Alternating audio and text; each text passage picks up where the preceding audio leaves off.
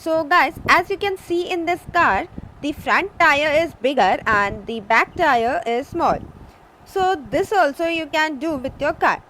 So friends, you are welcome to one more video of DIY Master, and this is your voiceover artist Yukta. And in today's video, we are going to share with you an information which it is not a constructive or innovative video. This is a simple video in which I am going to share you few informations.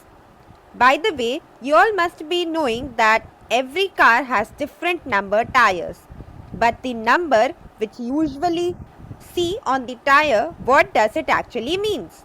Now, as you can see here in this tire, number is 14517R12.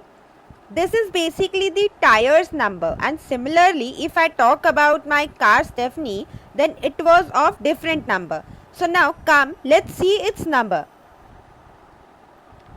So now here the number which you can see is 5.65-12 and 4 ply is its rating. This number you can see here. So now what does this number means and what was the meaning of the number which we shown on our previous tire, and why is this for? So in today's video we'll tell you this only.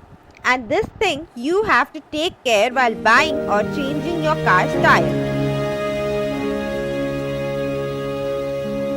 And why is this for? So in today's video we'll tell you this only. And this thing you have to take care while buying or changing your car's tire. So now again we are here with our tire. So now let me tell you again what is this 145 basically. So here 145 is basically the base, or you can say width of the tire, which is 70%, and the thickness or rim or height is around 70%, and R12 in this means the size of rim, which is 12 inches. So this means according to me, as I have calculated and also read many a times in many magazines. And guys, many a times we had taken same rim size. As you can see this, it is of Alto. In this also 12-inch rim fits well, but in the tire which fits is number 145 80 R12. So if we technically or figure wise, then the only difference in 800 and Alto is of 70 and 80.